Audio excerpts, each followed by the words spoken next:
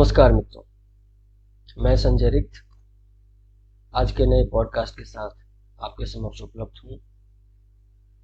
इससे पहले कि हम पॉडकास्ट शुरू करें, 4 नारे तो हम लगाते ही हैं। एक, जय मिथिला, जय जय सिया राम, भारत माता की जय और वंदे मातरम। और इससे पहले कि मैं मुख्य विषय पर आऊँ, आप सबसे आग्रह है कि हमारे वीडियोस को लाइक ज़रूर करिए। अगर आप पसंद करते हैं तो पसंद करिए, जिसको यूट्यूब की भाषा में लाइक करना कहते हैं। सब्सक्राइब भी करिए, आपकी संख्या बढ़ेगी तो आपको मेरे नोटिफिकेशंस हमारे नए वीडियोस के आपको मिल जाया करेंगे। और इसको शेयर भी करिए, ताकि अगर आपको बात अच्छी लगती है, सच्ची लगती है, तो आपके मित्रों को भी इस विषय का पता होना चाहिए। इससे हमारे जो विषय हैं, जो हिंदू हितार्थ, राष्ट्र हितार्थ, जिसका उद्देश्य होता है, और इससे आपको नई नई जानकारियां भी मिलती हैं। तो एक प्रकार की शैक्षणिक सेवा भी है, राष्ट्र की सेवा भी है, धर्म की सेवा भी है। तो आप लाइक करेंगे, सब्सक्राइब करेंगे, शेयर करेंगे, तो जिस पुण्य का भागी मैं बन रहा हूँ, उस पुण्य के भागी आप भी बनेंगे। तो साथ साथ मिलकर काम करते हैं। चलिए प्रारंभ करते हैं। 14 जून 2024 यानी कि कल विभिन्न समाचार पत्रों में अरुंधति रॉय से संबंधित समाचार छपे, डिजिटल मीडिया पे भी, प्रिंट मीडिया पर भी और इलेक्ट्रॉनिक मीडिया पर, मतलब टेलीविजन पर। उन पर क्रिमिनल प्रोसीजर कोड सीआरपीसी और इंडियन पिनल कोड आईपीसी, उन दोनों में सेक्शन 505, 153A, 153B इत्यादि धाराओं में मुकदमा दर्ज करने का फैसला लिया गया है, जिसका आदेश दिल्ली के governor, deputy lieutenant governor Shri VK Saxena साहब ने दिया। इस मुकदमे का इतिहास आज से 14 साल पहले 21 अक्टूबर 2010 को एलजीटी ऑडिटोरियम कोपरनिकस मार्ग में हुए एक सम्मेलन से जुड़ा हुआ है। उस सम्मेलन का नेतृत्व कश्मीरी अलगाववादी SAR गिलानी कर रहा था, और उसमें जो उनके हिसाब से मशहूर हस्तियां को प्रसिद्ध कह सकते हैं, वे कौन थे? शेख शौकत हुसैन। शौकत हुसैन कश्मीर में ही एक यूनिवर्सिटी में इंटरनेशनल लॉ पढ़ाता था। SAR गिलानी, जो उसका नेतृत्व ही कर रहा था उस सम्मेलन का। सैयद अली शाह गिलानी, जो कश्मीरी अलगाववादी था। वरवरा राव, आपको पता ही है, चरम वामपंथी चिंतक। अरुंधति रॉय, जिसको पूरे विश्व में साहित्यिक, अकादमिक, असाहित्यिक, फिक्शन, नॉन फिक्शन में अनेक प्रकार के अवार्ड मिले उनकी लेखनी के लिए। उनकी लेखनी का विषय क्या रहा है? मानवाधिकार, दलित चिंतन, संप्रदायवाद, कम्युनलिज्म, लोकतंत्र, गरीबी, पर्यावरण, ये सारे उनके विषय रहे। वहां पे इन्होंने एक भाषण दिया था। अच्छा हाँ, उस सम्मेलन का विषय क्या था? कोई भी व्याख्यान माला होती है तो उसमें एक विषय रखा जाता है, जिसपे जो विद्वान वहां पे आमंत्रित होते हैं उनको उस विषय पर अपना भाषण देना होता है, अपना व्याख्यान देना होता है। तो उस व्याख्यान माला का, वो एक्चुअली एक व्याख्यान माला ही था, यहाँ पर अपनी बात रखते हैं तर्कसम्मत ढंग से। उसका विषय था आज़ादी द ओनली वे, आज़ादी एकमात्र रास्ता, आखिरी रास्ता। वहां पे व्याख्यान देते हुए अरुंधति रॉय ने कहा था कि कश्मीर भारत का हिस्सा नहीं है, और भारत ने अपनी फौज की सहायता से कश्मीर को जबरदस्ती अपने कब्जे में कर रखा है। इससे मुक्ति का मार्ग उनके हिसाब से कश्मीर को आज़ादी के साथ ही मिल सकता है, अर्थात कश्मीर भारत का हिस्सा न रहे।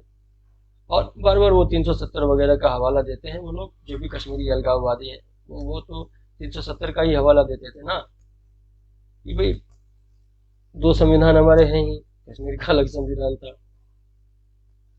दो विधान अलग अलग संविधान हो गया।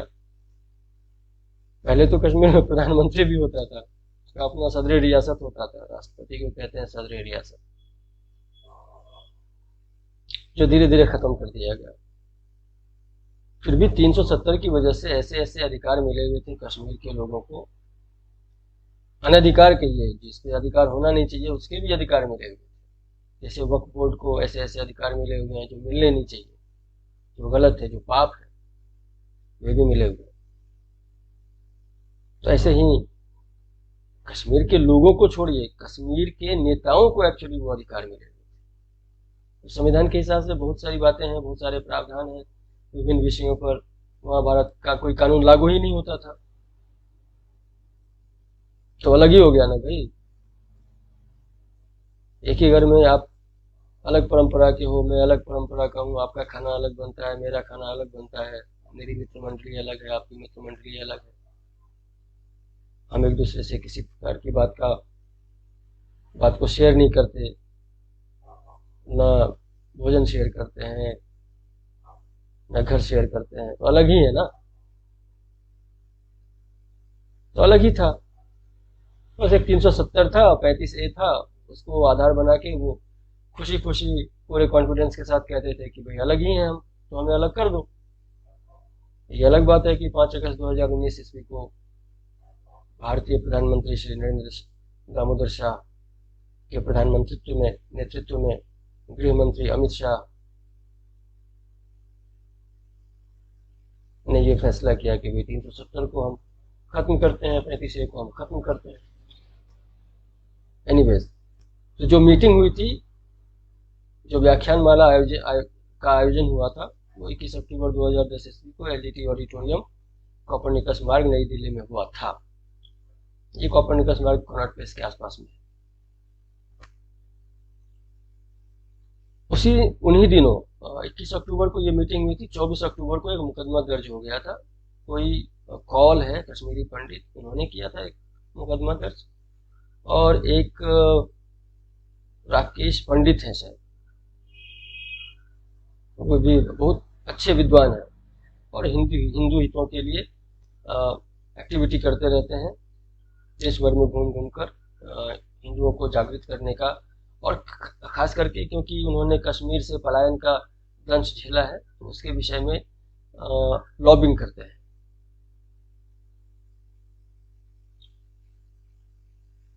तो उन्हीं दिनों जब मुकदमा दर्ज हुआ था,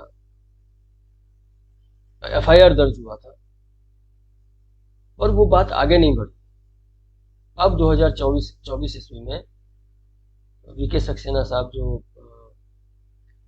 लेफ्टिनेंट गवर्नर है दिल्ली के, उन्होंने आदेश दिया कि भाई ये मुकदमा, ये केस ठंडे बस्ते में क्यों डला हुआ है। जो देश विरोधी लोग हैं, अरुंधति राय जैसी महिला, वरवरा राव जैसी महिला, ऐसे लोगों पर मुकदमा क्यों नहीं चल रहा, ये ठंडे बस्ते में क्यों डला हुआ है। तो उन्होंने कहा कि मुकदमा चालू करो भाई, इनको फैसला आने दो। उन्होंने देश के युवाओं को भ्रमित करने के लिए ऐसी ऐसी बातें कही जो भारतीय संविधान के अंतर्गत मना ही है। और अगर तब भी आप नहीं मानते, ऐसा संभाषण करते ही हो, तो संविधान की धारा, ये IPC की धारा, CRPC की धारा 153A, 153B, IPC की धारा 505, इन सब के तहत आप पर मुकदमा होना चाहिए और आपको दंडित किया जाना चाहिए।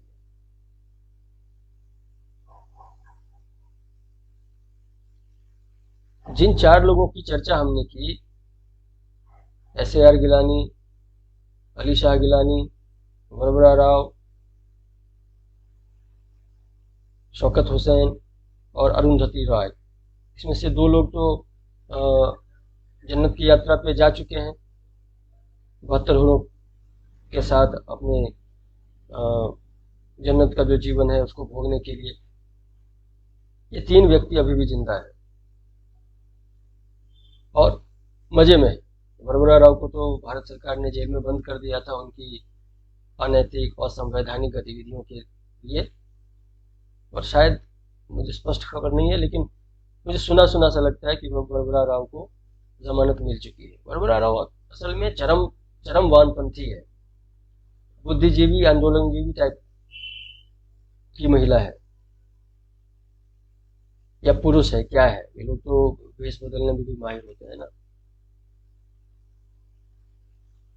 चरम वामपंथी है, चरम वामपंथी। उनका काम क्या है? पढ़े लिखे नए नए रंगरूटों को नक्सलवाद से जोड़ना। आपने एक फिल्म देखी होगी बुद्धा, नाम और भी शायद कुछ और जुड़ा हुआ हो सकता है। आजकल तो फिल्म में जैसे आज़ादी और उसके आगे लिख दिया द ओनली वे, वैसे ही बुद्धा, उसके आगे भी कुछ हो वो मुझे याद नहीं आ रहा है। पर उस फिल्म में अनुपम खेर ने बहुत अच्छी भूमिका निभाई थी। अनुपम खेर ने एक ऐसे प्रोफेसर की भूमिका निभाई थी जिसका काम है उसके जो नक्सलवाद के, माओवाद के जो फील्ड के लोग हैं, फील्ड के लोग कौन है? तो जो एक्शन करते हैं, जैसे सैनिक, वे बॉर्डर पे हैं, उनको डायरेक्ट एक्शन लेना होता है। ऐसे ही जो आतंकवादी हैं, जो नक्सलपंथी हैं, जो नक्सलवादी हैं, वे जंगलों में कहीं पे छिपे रहते हैं, पुलिस पे, आम आदमी पे छिपकर वो हमला करते हैं, बम से, ग्रेनेड से, गोलियों से, या लोगों को पकड़ के काट लिया। तो वो एक्शन टीम उनकी होती है। पर कुछ लोग जो शहरों में रहते हैं, बड़े बड़े विद्यालयों, महाविद्यालयों में वे शिक्षक के नाम पे, किसी और नाम पे, कहीं पे बिजनेस कर रहे हैं, कहीं व्यापार कर रहे हैं, पर भीतर ही भीतर, अंदर ही अंदर वे सिर्फ ऐसे लोगों की खोज में होते हैं जिसकी भावना इनके अभियान से मेल खाती है। बुद्धा नामक फिल्म में, जिसमें प्रोफेसर की भूमिका अनुपम खेर साहब ने की है, उस प्रोफेसर का क्या काम है?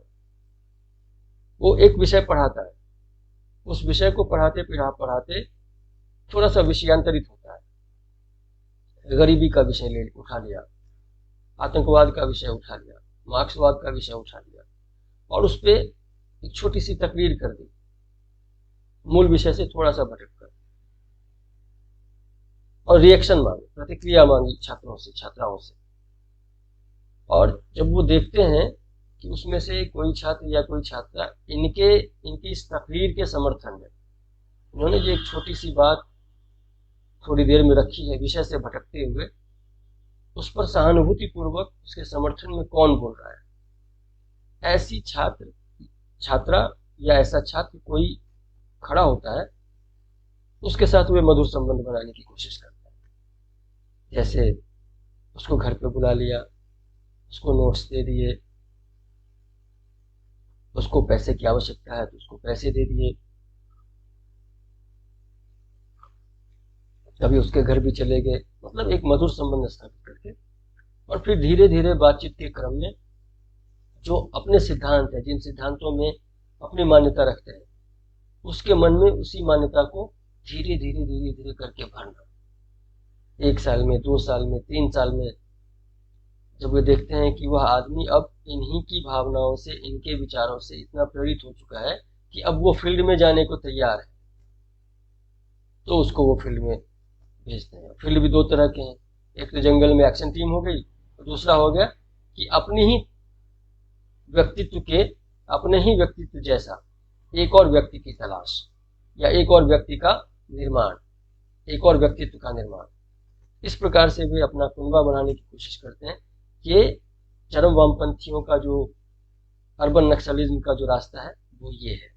वरवरा राव इसी प्रकार की व्यक्ति है। अरुंधति रॉय भी इसी प्रकार की व्यक्ति है, पर अरुंधति रॉय का रास्ता अलग है। उसने अंतर्राष्ट्रीय लेखन, वो इंटरनेशनल पर्सनालिटी बन के अलग अलग फोरमों पे उपन्यास के माध्यम से, लेखों के माध्यम से, पुस्तक के माध्यम से संभाषण के माध्यम से, व्याख्यान के माध्यम से वो ऐसा करते हैं। और मजेदार बात यह है कि उसके ऊपर में रिसर्च हो रहे हैं। बड़ी बड़ी यूनिवर्सिटीज के जो छात्र हैं उनकी किताबों पर रिसर्च कर रहे हैं। ये सब एक गैंग है।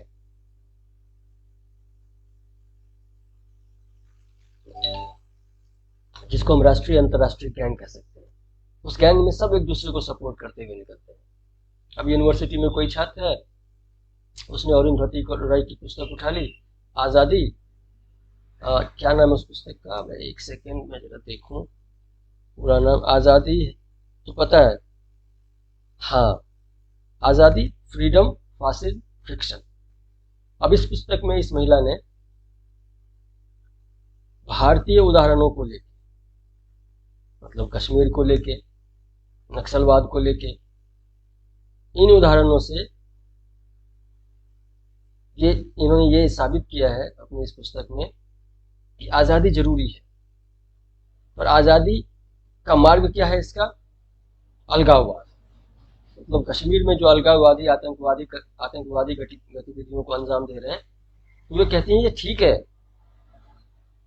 क्योंकि कश्मीर भारत का हिस्सा नहीं है। उसका मानना है, अरुंधति रॉय का मानना है कि कश्मीर भारत का हिस्सा नहीं है। इसे भारत सरकार ने अपनी फौज के माध्यम से जबरदस्ती कब्जा कर रखा है। अब पता नहीं क्या खा के बोलती है ये। वैसे तो इसका जो जन्म हुआ था वो पश्चिम बंगाल में हुआ था। जहाँ तक मुझे तारीख याद है 24 नवंबर 1961 ईस्वी को। कहीं पे पढ़ाई था मैंने, अदरवाइज मेरी क्या भी रुचि होगी। अगर ये देश विरोधी गतिविधि ना करे तो मैं थूकू भी ना इसके मुंह पे। इसकी चर्चा तो इसलिए करने हम बैठते हैं ना, या आज भी बैठे हैं, इसी प्रसन्नता में तो बैठे हैं कि अच्छा हुआ इस पर मुकदमा हुआ। 14 साल क्यों लगा? ये भारतीय संविधान की क्या कहें, भारत में जो न्यायपालिका है उसकी विफलता का परिणाम है। क्यों? स्पष्ट है, भारतीय न्यायपालिका सबसे खराब स्थिति में है। शासन प्रशासन जिसको संभालते हैं, भारतीय लोकतंत्र के जो 4 स्तंभों में न्यायपालिका को माना जाता है, न्यायपालिका की स्थिति बहुत खराब है। बताइए, देश विरोधी गतिविधि नहीं है तो क्या है ये? भारत का अभिन्न अंग, जिसको संसद में सैकड़ों हजारों बार दोहराया गया, जवाहरलाल नेहरू से लेके, सरदार पटेल से लेके, इंदिरा गांधी से लेके, राजीव गांधी से लेके, अटल बिहारी वाजपेयी से लेके, चाहे गुजराल हो, चाहे देवे गौड़ा हो, चाहे आज के नरेंद्र मोदी हो, अमित शाह हो, किसने नहीं कहा कश्मीर भारत का अभिन्न अंग है? और ये लेडी उसी नई दिल्ली में संसद भवन के बिल्कुल नजदीक ही है कोपरनिकस मार्ग, एलजीटी ऑडिटोरियम, और वहां पे जाके बोलती है खुलेआम कि कश्मीर भारत का हिस्सा नहीं है, कश्मीर का एक ही समाधान है, आजादी, मतलब भारत से अलग कर दो। और इस पे एफआईआर भी हुआ, फिर भी इस पे मुकदमा चला क्यों नहीं कोर्ट में? कौन था इसके पीछे? और हमारी जो आज की तथाकथित राष्ट्रवादी सरकार है, इसको भी 14 साल क्यों लगे? 14 साल भले ही लगे। चुनाव से पहले प्रधानमंत्री नरेंद्र मोदी ने कई जगहों पर भाषण करते हुए कहा कि 10 साल में जो हमने किया वो तो ट्रेलर था, असली फिल्म का आना बाकी है। तो मुझे लगता है उस फिल्म की शुरुआत हो गई है। शौकत हुसैन और अरुंधति राय पर मुकदमे में ट्रायल चलाने का जो फैसला, जो आदेश लेफ्टिनेंट गवर्नर वी.के. सक्सेना साहब ने दिया है, हम सब उसका स्वागत करते हैं। कितनी विचित्र बात है, हम लोग कई बार डीप स्टेट की बात करते हैं,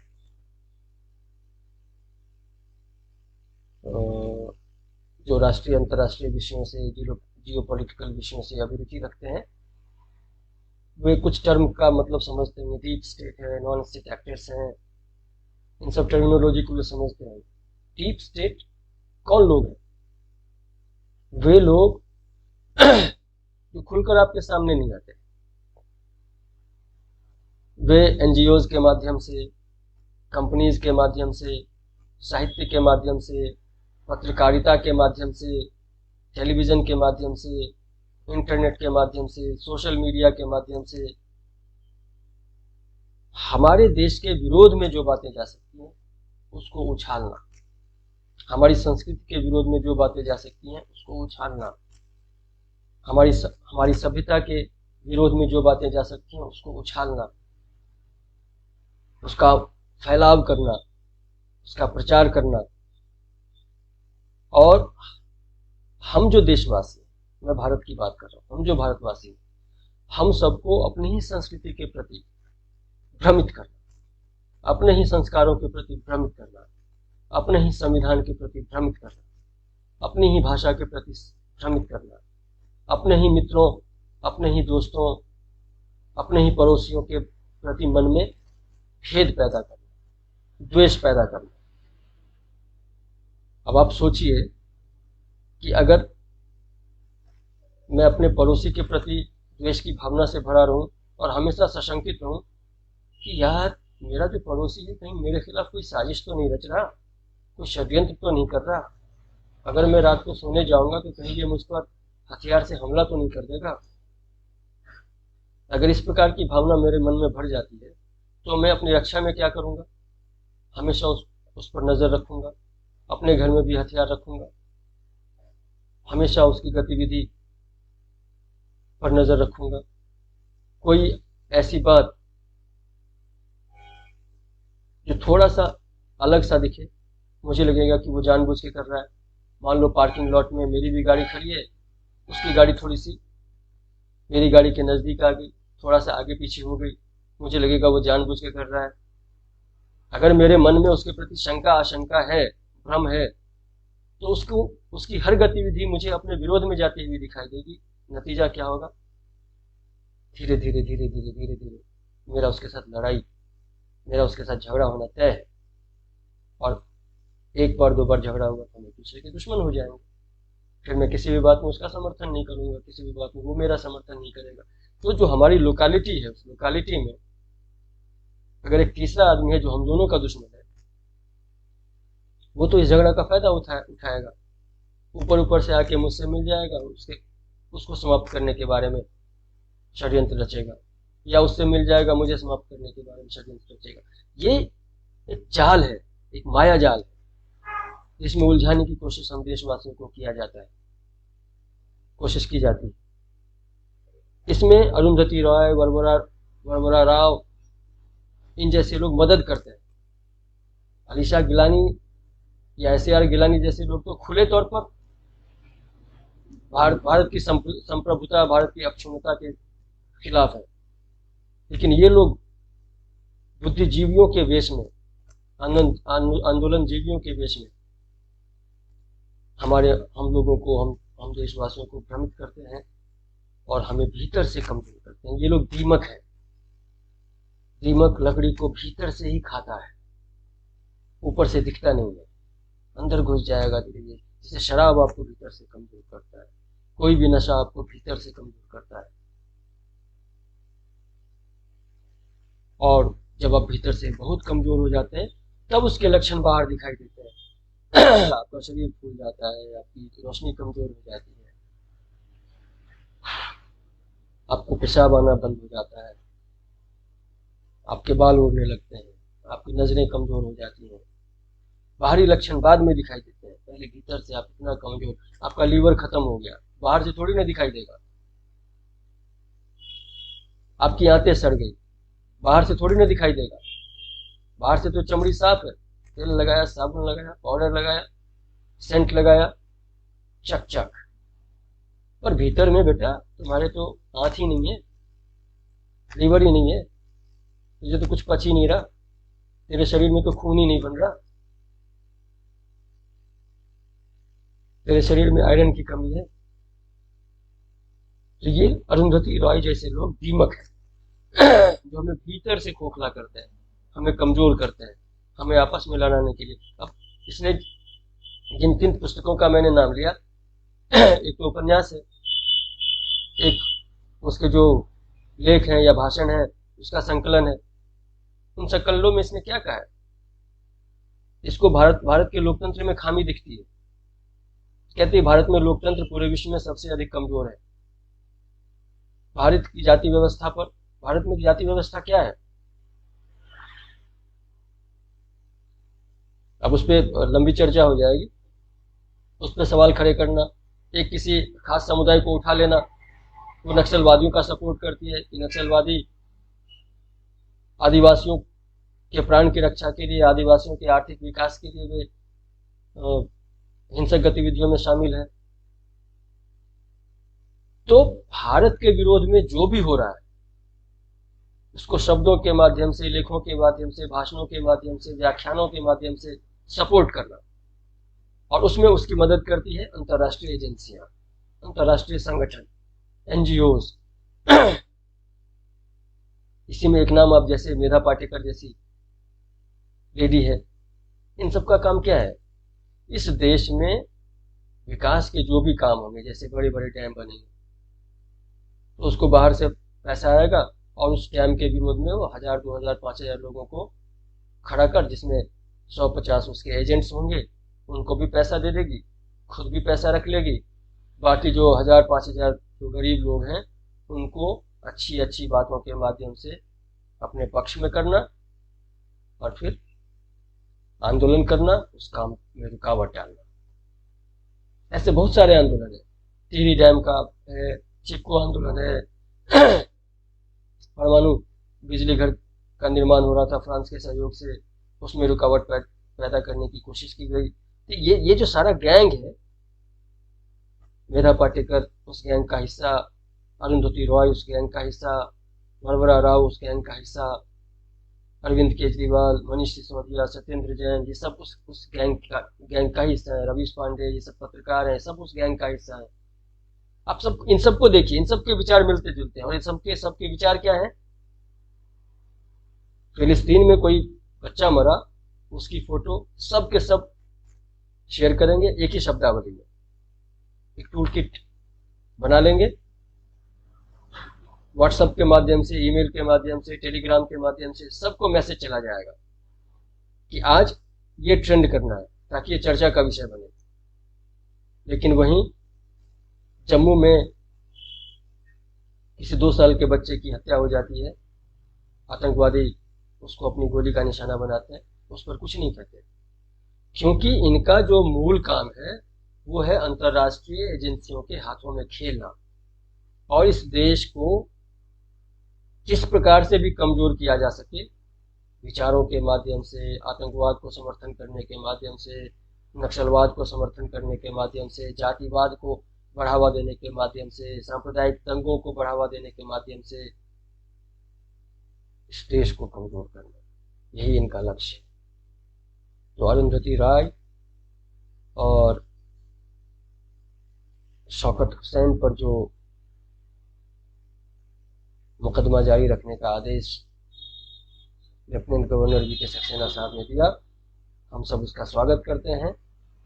और आप सब भी, मैंने पहले भी आग्रह किया कि हम जो भी विचार व्यक्त करते हैं वो अपने देश हित में, हमारा देश कैसे मजबूत बना रहे। अगर उनका उद्देश्य है इस देश को कमजोर करना, तो हमारा उद्देश्य है इस देश को मजबूत बनाए रखना।